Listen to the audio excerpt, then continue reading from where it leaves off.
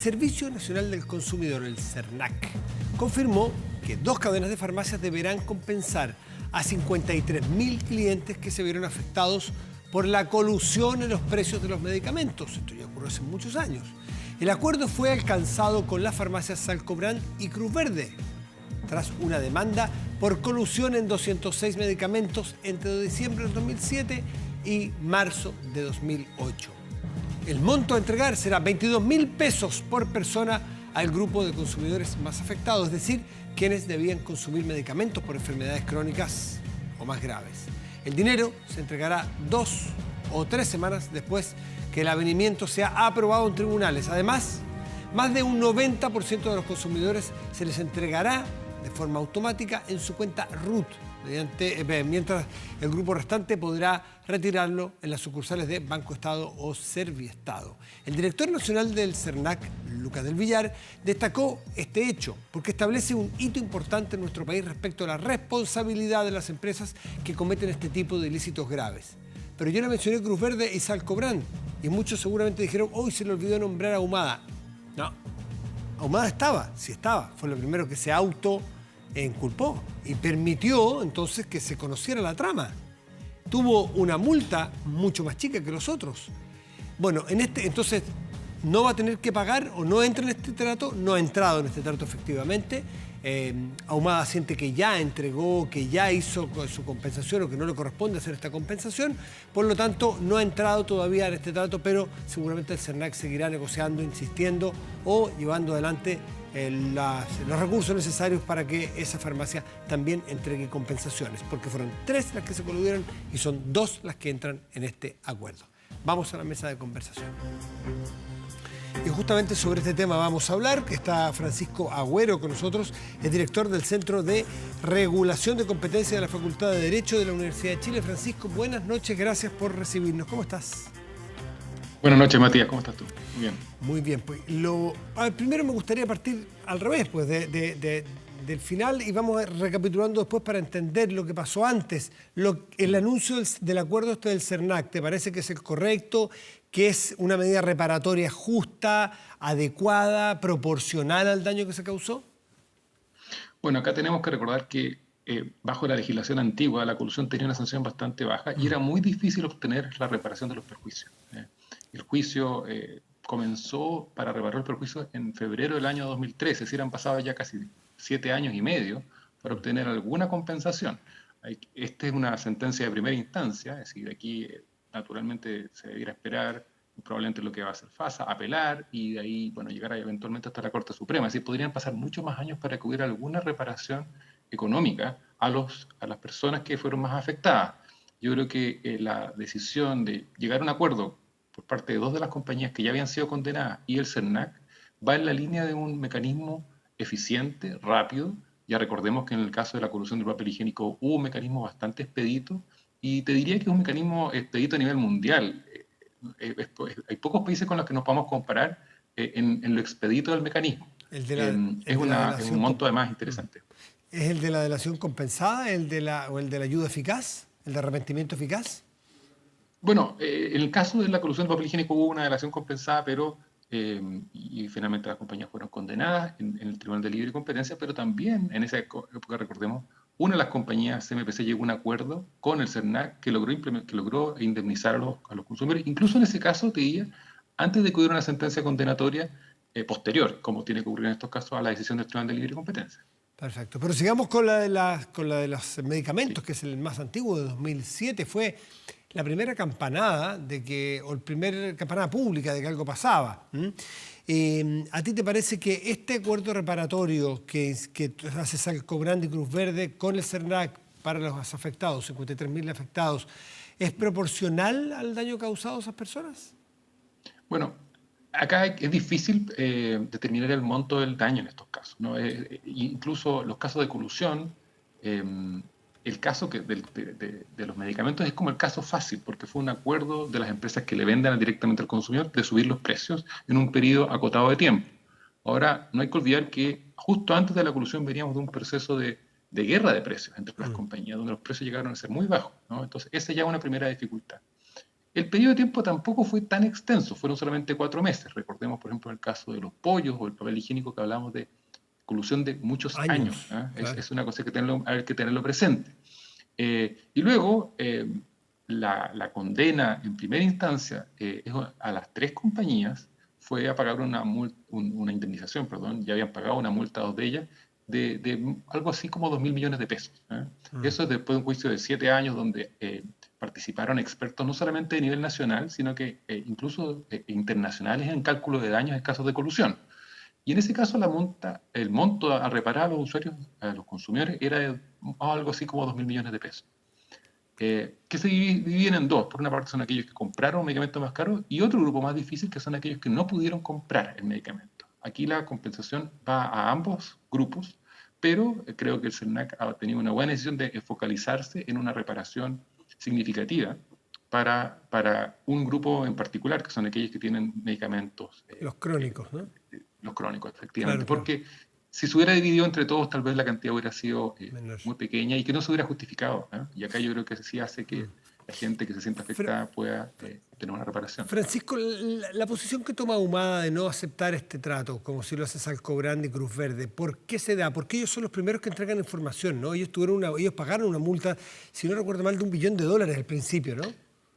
Así es, en esto del año 2008-2009. Mm, Ellos pagan un monte equivalente a multa ante el Tribunal de Defensa de la Libre y Competencia. mm. Ellos también llegaron a algún acuerdo, pero muy básico, pero eso no importa. Acá ya hay una sentencia condenatoria de la Justicia Civil de diciembre del año pasado que condenó a FASA a indemnizar. Entonces, tarde o temprano van a tener que pagar o ese monto o un monto que determinen los tribunales sin perjuicio de lo que ellos puedan alegar.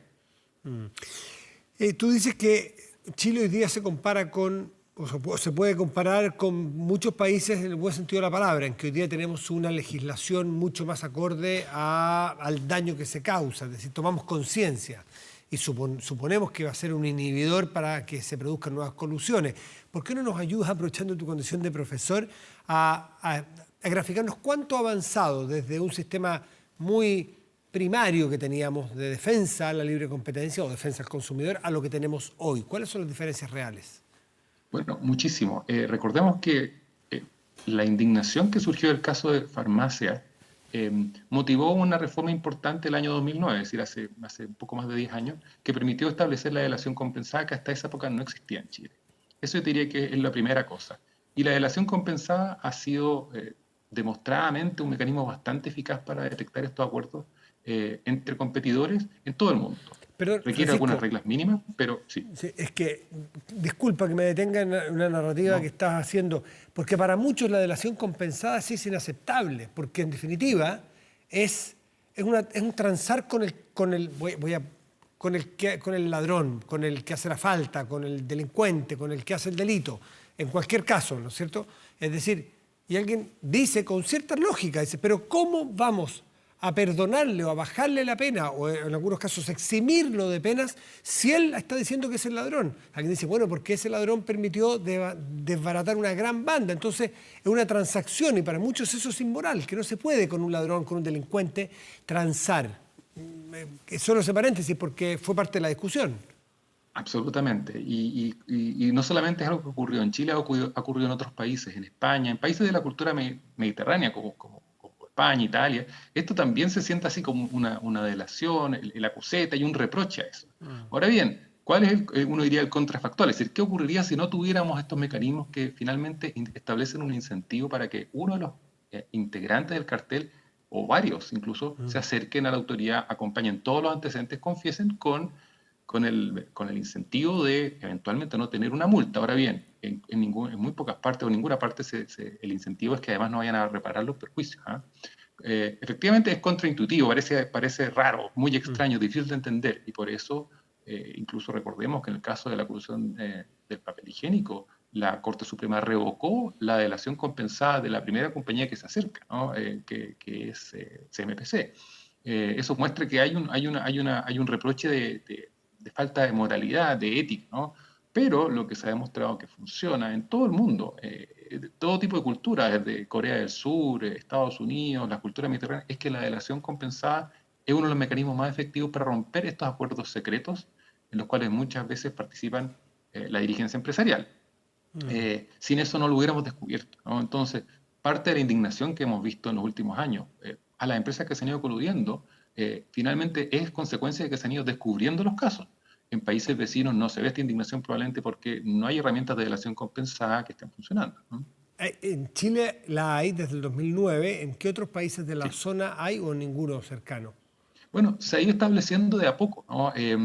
Y Colombia, por ejemplo, Perú, México, han ido estableciendo, desde luego casi todos los países de la OECD o todos los países de la OECD contemplan mecanismos de delación compensada más o menos eficientes, ¿no? Se señala normalmente que se requiere que hayan reglas más o menos claras, o lo más claras posible, de hecho, para que los delatores puedan obtener los beneficios que señala la ley. Si hay algún grado de incertidumbre, los mecanismos no van a funcionar, O sea, como probablemente ocurre a propósito del caso de CMPC, de hecho. el delator tiene beneficios sí, solo si su confesión lleva a esclarecer toda la maquinaria que estaba montada, no solo por acusar.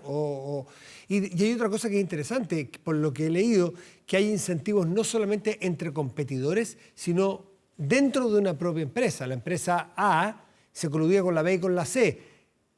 Está el incentivo a acusar a B y C para yo tener una menor pena, pero también dentro de A yo acusar a mi jefe si es que estamos coludidos. ¿Eso opera en Chile?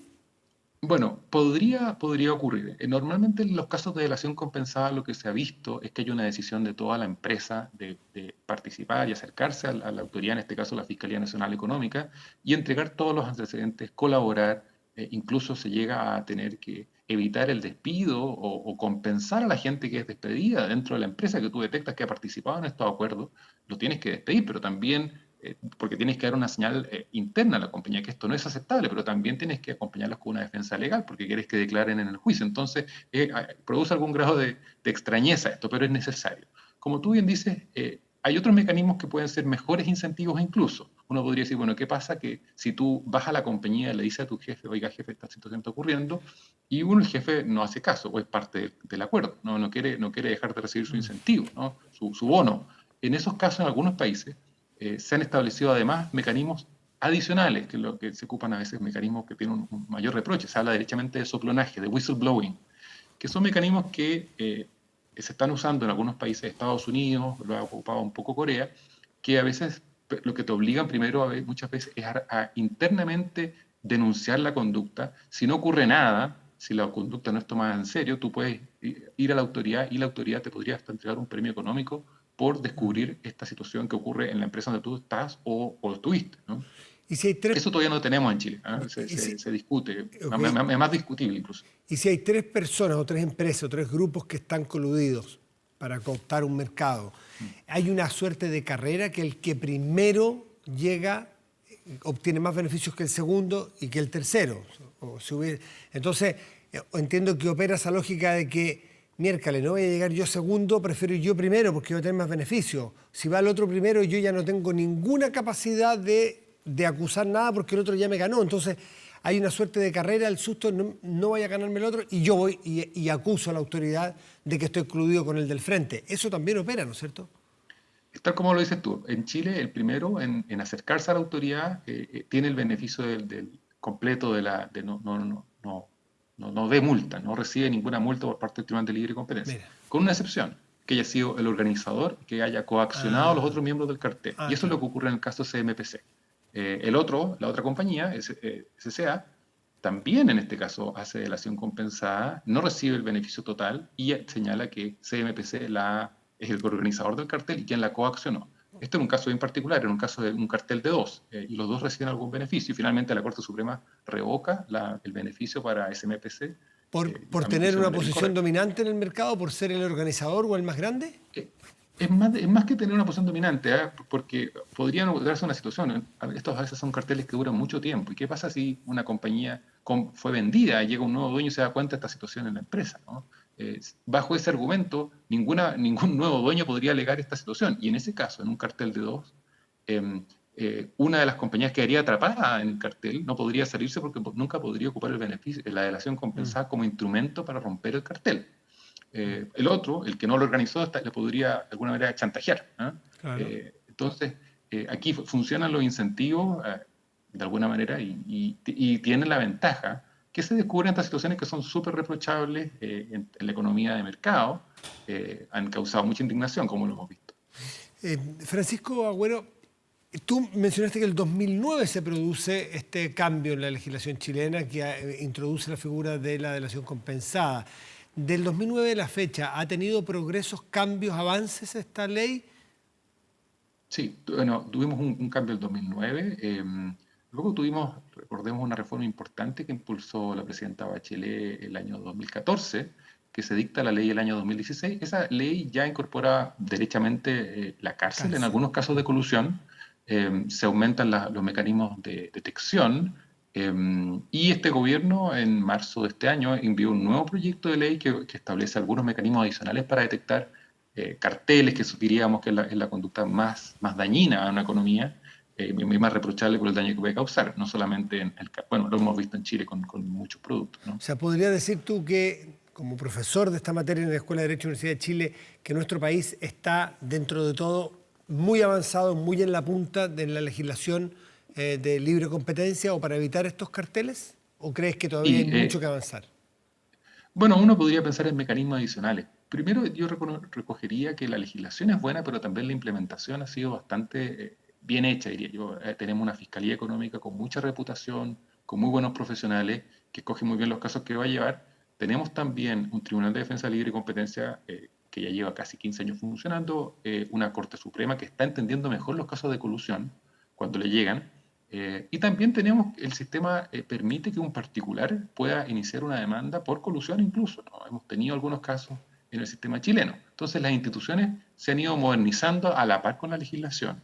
Y yo diría que, claro, uno podría pensar en algunas reformas adicionales. A mí me gusta mucho la figura del whistleblower, del soplón interno, cuando no funcionan los controles dentro de la compañía, que te permitiría crearía más inestabilidad dentro de un cartel. Esto es un poco la lógica de la mafia, ¿no? Cuando uno ve las películas de mafia y una de las personas que el asesor del don principal decide salir, del capo, decide salir y empieza a colaborar, bueno, tiene que tener un incentivo, ¿no? Si tú sabes que... y es cosa de mirar las decisiones del tribunal, los nombres de las personas que han participado en los carteles probablemente van a tener dificultades a veces en encontrar trabajo posteriormente, ¿no? Es decir, tú no te gustaría contratar a alguien que participó en un cartel, si era una empresa más o menos seria. Entonces, salvo que esa gente sabe que si se sale del cartel también puede tener un beneficio, ¿no? Porque la cúpula no respondió. Oye, bueno, Francisco Agüero dándonos una verdadera clase en un tema que ha sido, para algunos incluso, lo de las colusiones, es uno de los factores que explica el 18 de octubre, que explica las molestias. Es decir, que es uno de los gérmenes donde empieza a producirse una molestia con el modelo, con el sistema, con la forma en que nuestra economía ha conseguido el espacio que ha conseguido. Mucha riqueza, generar mucho empleo, pero esta molestia, este raspe que se produce muchas veces entre gente que tiene posiciones más poderosas que otras y los consumidores que se sienten muchas veces vulnerados. Vamos a la historia y ahí hay parte de lo que explicaría lo que ocurre hoy. Francisco, muchísimas gracias y muy buenas noches. Gracias a ti, Matías. Que te vaya bien.